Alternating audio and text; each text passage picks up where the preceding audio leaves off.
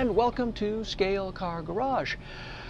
You know, this program started because I had a lot of unfinished projects on my bench here that I really should complete. And it's amazing how doing these episodes has helped motivate me to get things done. And also inspired me to do things I'd never done before, which is really kind of cool. Well, okay, I'm kind of blithering, but I kind of discovered other projects that, well, be fair, might have put in the back of my mind.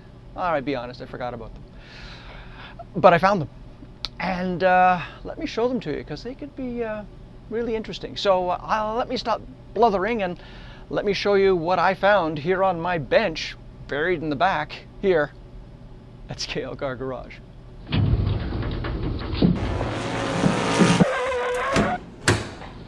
It's amazing what you can find when you're not looking for it. That's kind of what happened.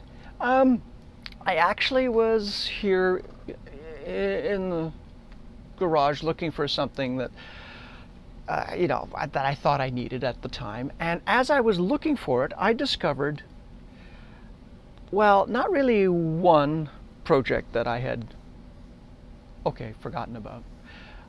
Not two, but four. Well, let me explain. There are two projects, two cars each, which is four projects. So you may remember that I have already built a Lotus 33, and I wanted to build a Lotus 33 with the low pipes versus the high pipes that we have from 1964. I wanted to do a 1965 version of it. And I had started, and here it is. And rather than just build one, I thought, it takes as much time to build one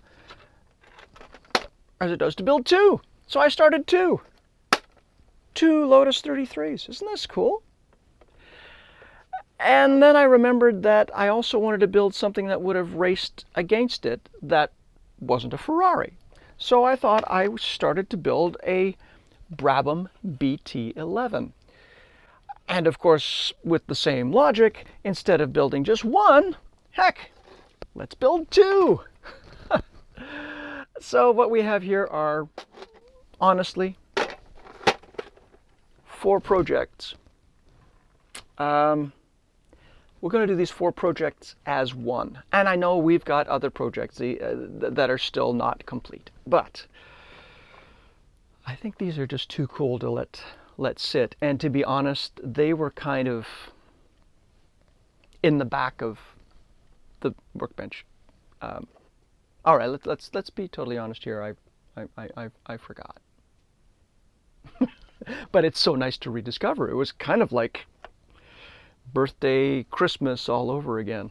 But why don't I first take you through these builds so far, at the stage they're at, and then let's take them over to the soldering workbench and go through each bit. But I have to tell you, I'm excited about these. I hope you are too. Anyway, let's just take a little assessment and see where we're at with these. While both powered by the venerable Coventry Climax V8, the cars of these two teams were polar opposites of each other in design and construction. The Lotus 33 was at the leading edge of Formula One construction in 1965 and had a monocoque chassis with inboard front springs and shocks and an aero windscreen designed to promote airflow over the driver's head. The Brabham BT-11 was a space frame chassis constructed of tubing with outboard front springs and shocks and a windscreen that, like much of the car, was quite conventional. So I tried to follow this difference in construction philosophy with the building of these cars. For the Brabhams, I used BWA front and rear brackets that would be connected using a brass rod on each side. I fabricated the front suspension details of the Brabhams,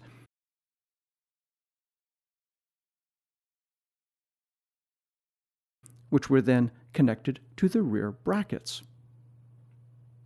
For the cars of Team Lotus, I fabricated the rear assemblies from scratch using round and square brass tubing, soldered to the motor. The rear assemblies were then soldered to the front assemblies, which I also fabricated from scratch using solid brass rods. The front and rear suspension details were fabricated and the body test fit to the chassis. All right, so here are the 4 projects, and that's really what they are. There are 4 cars. There are 2 Brabhams and 2 Lotuses. But let's take a look and see what is actually in here. At least I had enough sense to put them in jewel cases, which was really foresightful on my part. So they have not been exposed to any sort of dust. So let's take a look and assess the Brabhams first. Wow. It looks like one is certainly farther along. Let me just put the tops over here for now than the other. Certainly, well, let's look at the one that seems to have been progressed farther. There we go, because it has tires and a sort of an axle on the back. And okay. So you can see how one has kind of been progressed a little farther than the other, and the body shells need a little bit of work as well, but that's the easy bit. It's getting the suspension all done, and these have I used, oh, look at that, I used what used to be known as BWA brackets here, and then some brass bars. Okay, so the rear suspension has been done. Front suspension has been done. The springs aren't perfect, but that can be mended and made to look okay. So, this is actually farther along than well, of course it's farther along than I remember, because I didn't really remember them, which is why we're doing this. Okay, so that one actually is quite far along. Oh, here we go. So the suspension is made here as well. Good. The rear suspension. I just did not put an axle or put any tires on there. But again, I used the BWA front and rear, I guess let's call them brackets. Oh, the front axle is in on this one. Okay. It seems to be sliding quite nicely. These springs turned out better than the other Brabham. So we're in fairly good shape.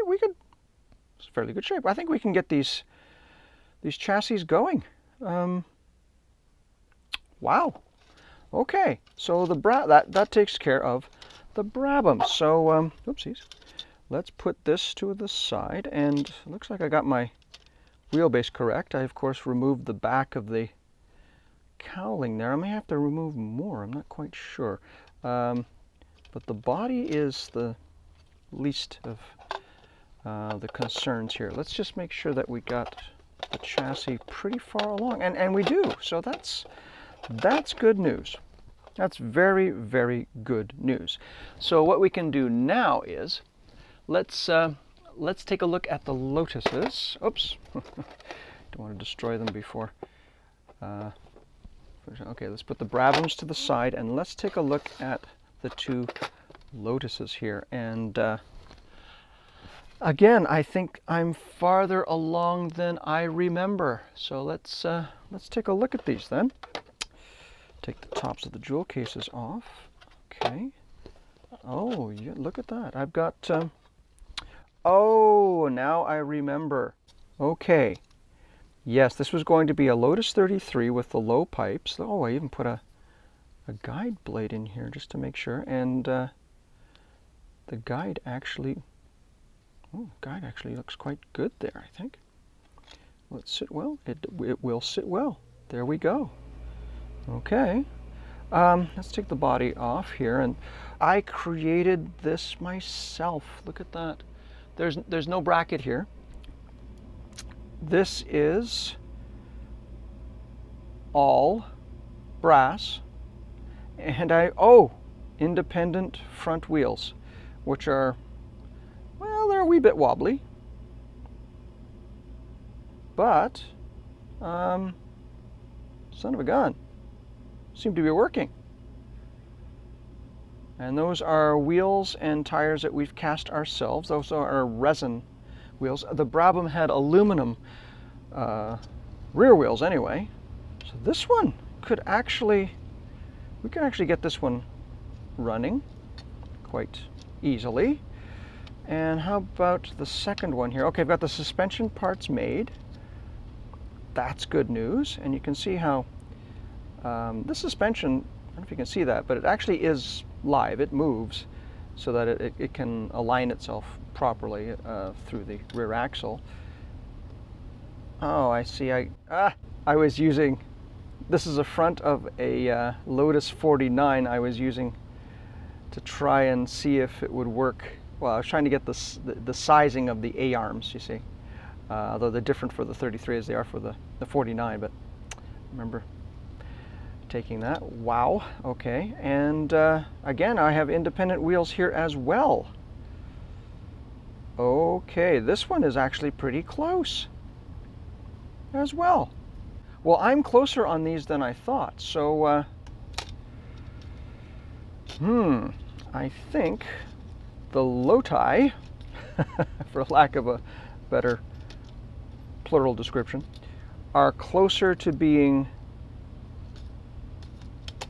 at least tested than the Brabhams, although they're pretty close. So we're going to have to really, I think the next steps, we'll just have to progress these. These are farther along than I thought.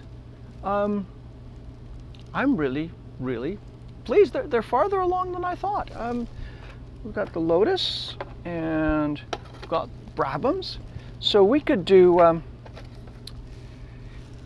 we could try to do cars that had raced at Spa in 1965, just to keep that in the back of our minds. But certainly the two Lotus 33s are going to be low pipes versus high pipes.